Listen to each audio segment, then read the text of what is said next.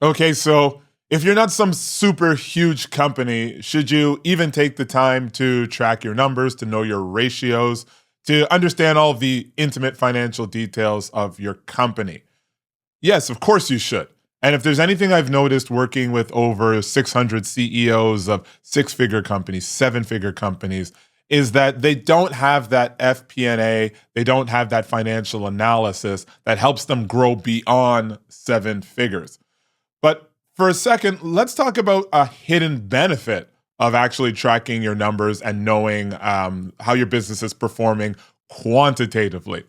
Okay, so recently we launched a product. And so we typically do consulting services. I'm a strategist. So the business model is not one where you kind of have a product and you sell the product.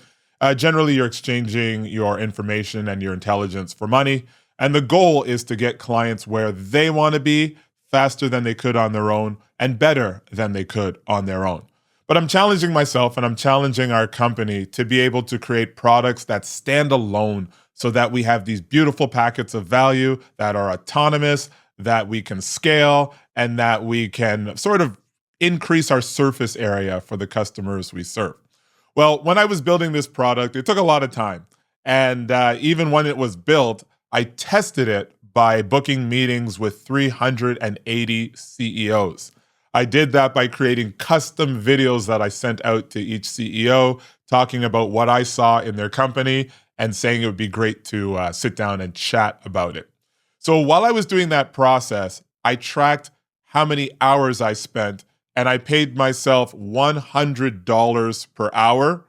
Now, when I say paid myself, I didn't get that money, but I recorded $100 an hour for every hour that I spent developing our product, for every hour I spent creating videos to send to CEOs.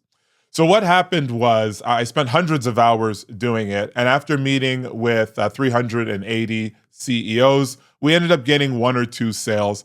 But the most important number that I tracked was how much money was I making per hour if I add up all of the time spent, all of the energy spent, all of the money spent, and then I divide that by the actual revenue we brought in.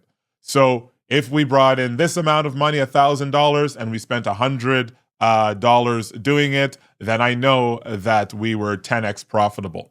Well, the specific way that I looked at that number was how much money am I making per meeting? So if I take the full amount that we made from developing the product and these 380 videos I created and all of the tech stack, the Loom videos and all of that, it turned out that I was making on average $852 an hour. Now, that number is just absolutely gross. There's a lot of expenses to deliver the product, but I wanted to see how expensive it was or how beneficial it was to pursue this course of action. Okay. So then after I had that number, I made a lot of tweaks. I changed the ICP. I stopped narrowing it on certain job titles. I changed the messaging. And all of this was with what I had learned from that first 380 videos. I did it again. And the second time, 1 hour was worth $2,454. So the most important thing is that it went up by 3 times, 4 times. The process of developing this product was exhausting. I at that point I had done over 700 custom videos to CEOs, and I was super, super tired. And I was thinking, hey, look, we tried it. It was great. Let's just do something else. This is where the numbers bail you out. Because when I look at that trend and we're going from per hour revenue of $850 something to over $2,400, I'm seeing a direct line that's going up where as we get closer to our ideal client, we are becoming more profitable in all of our actions.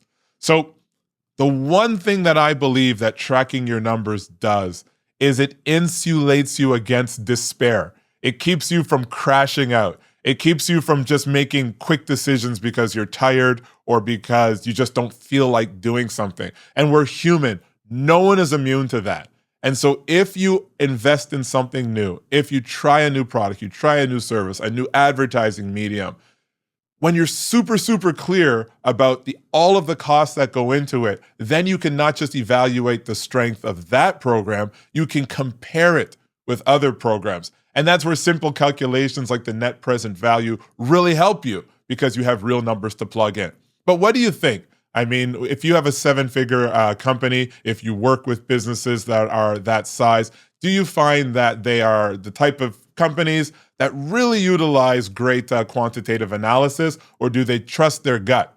Because the irony is that the gut decisions that built you into the seven-figure company are not going to be the same tools that build you into that 8 and 9-figure company. So just like in life, right? And when we get to a certain place in life, we may need new tools to go to where we want to go next. Let me know.